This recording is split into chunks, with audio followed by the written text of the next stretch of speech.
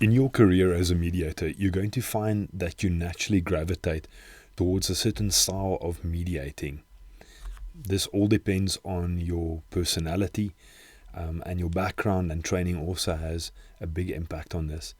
Let's take a look at the three main mediation types or styles. The first one, facilitative mediation, is a fantastic base for any mediator, and I would highly recommend at least trying it out before you move on to another style. So this form of mediation comes from the 1960s and 70s in America, and very much kept pace with the social developments from that era. In this particular style of mediation, the mediator is a catalyst, or if you can imagine, the parties being stuck in a legal dispute are kind of like an engine that's seized or doesn't move, and the parts are stuck against each other. So what the mediator does is he or she would act like the oil in an engine, and to help to get the dialogue going and to get the processes moving and flowing. So what the mediator does is he or she would set the boundaries and help the parties to move through the process of mediation.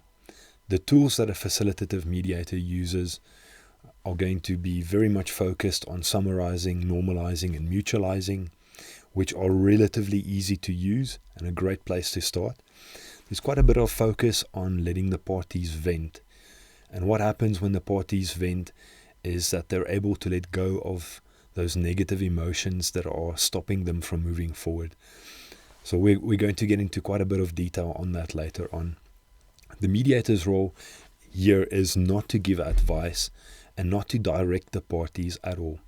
Rather, he or she is going to focus on the underlying wants and needs of the parties and focus less on where they are in terms of their legal positions. So fortunately, a strong legal background is not essential with this style of mediation.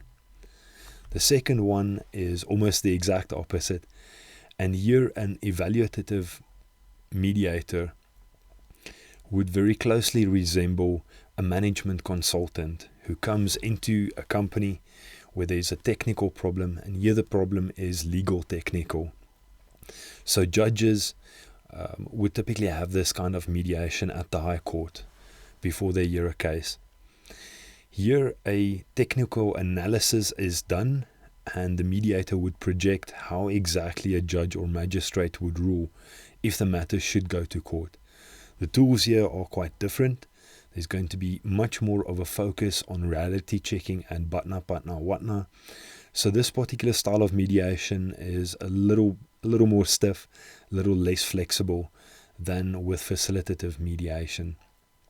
Also, we're not going to spend a lot of time on allowing the parties to vent.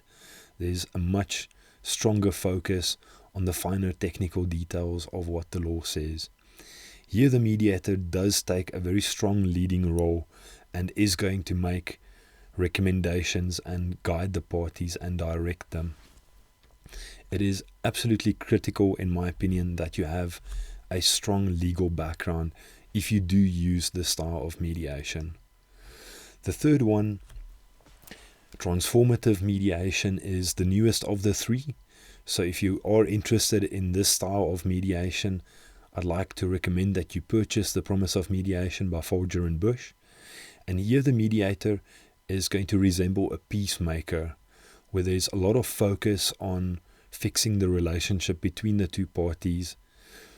And here the parties are in fact going to take the lead, and the mediator is going to basically just provide the outline of the process. So this is in a sense similar to facilitative mediation, and there's definitely some overlap with this mediation style and PDM, or the party-directed mediation model, which we're going to go into great detail later on. What is included in this mediation style is narrative mediation, and if that name sounds almost familiar, it is quite similar to narrative therapy.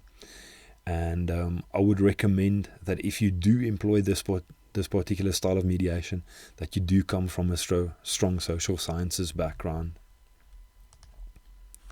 Another one that I'd like to include, which is not recognized as a major mediation style, and is certainly the most recent approach to mediation, is the toolbox approach.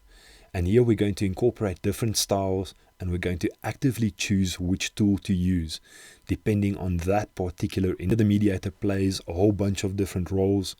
The mediator could be the grease or the oil that helps the engine move, the medical expert or the management consultant, or if the situation is going to help the parties to move through and transform their relationship.